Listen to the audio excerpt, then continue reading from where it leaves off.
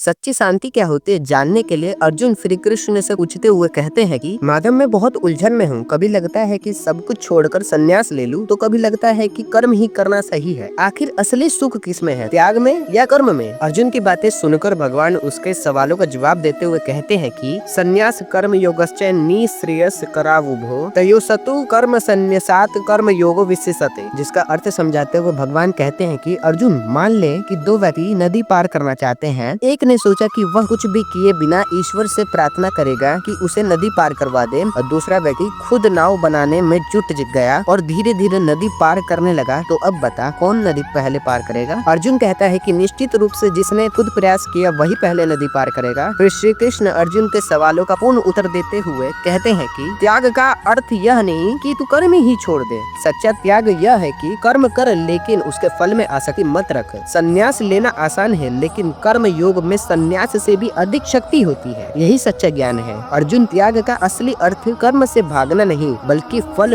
की चिंता छोड़कर कर्म करना है।